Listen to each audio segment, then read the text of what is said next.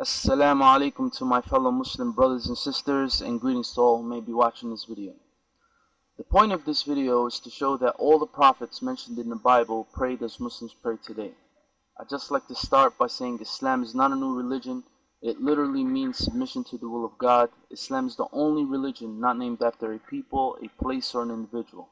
It is the religion of all the prophets, including Adam, Abraham, Moses, David, Jesus, and Muhammad, peace and blessings be upon them all. The Muslim practice of standing, bowing, and prostration in worship is not foreign to past traditions. While some Christians and Jews might find these images of Muslims in prayer to be peaceful or even awe-inspiring, some find the Islamic method of prayer to be odd. I'd just like to remind everyone again that being a Muslim just means submitting to the will of God.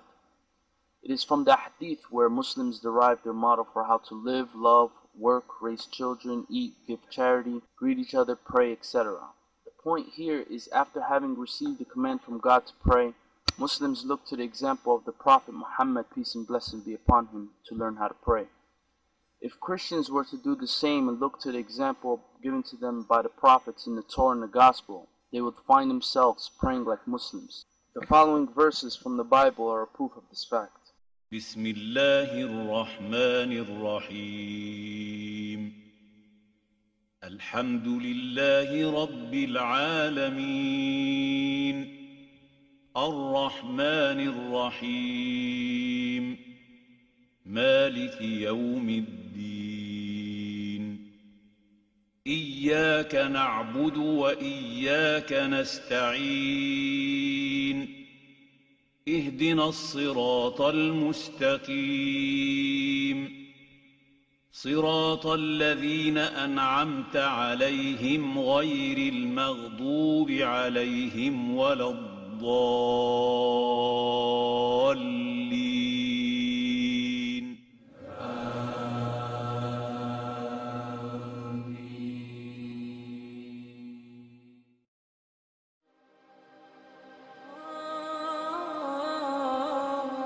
ينادي فؤادي بليل السكون بدمع العيون براجع الصدى لك الحمد إني حزين حزين وجرحي يلون درب المدى ولولا الهدى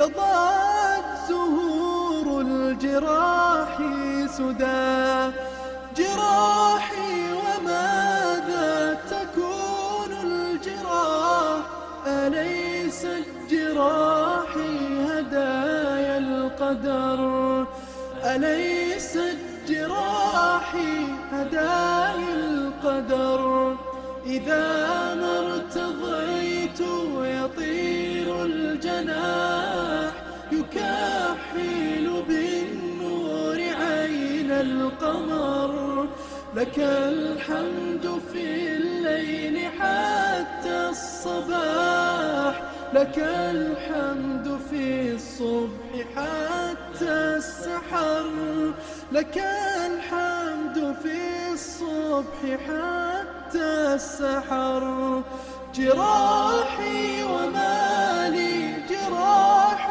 سوى ذنوبي فكيف أداوي الذنوب ذنوبي فكيف أداوي الذنوب ذنوبي فكيف أداوي الذنوب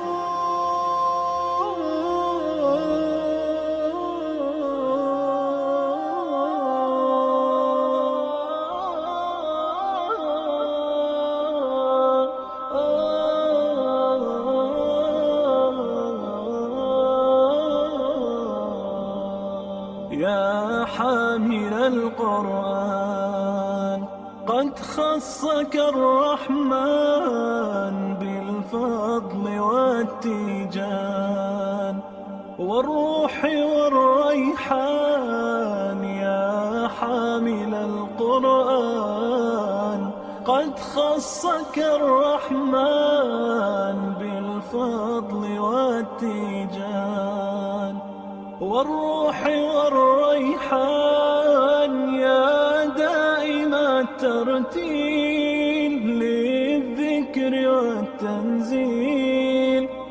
بشراك يوم رحيل ستفوز بالغفران يا قارئ الآيات في الجمع والخلوات. تزهو بك السماوات وتنتشي الأكوان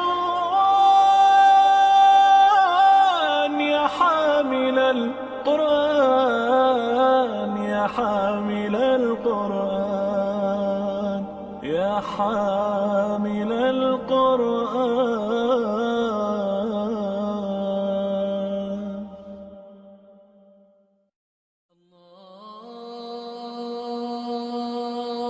الله أكبر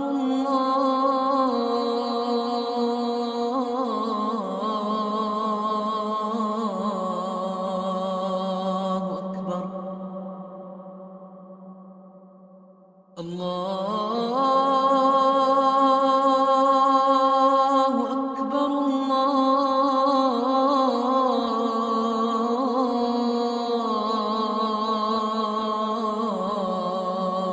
الله أكبر. أشهد أن لا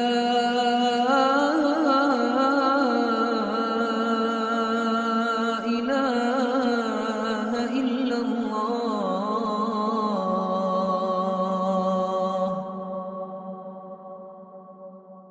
أشهد أن لا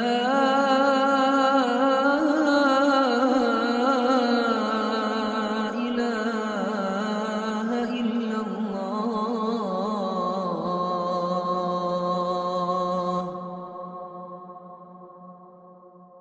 أشهد أن محمدًا رسول الله.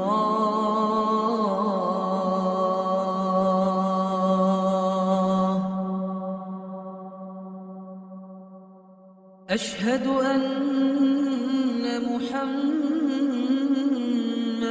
رسول الله.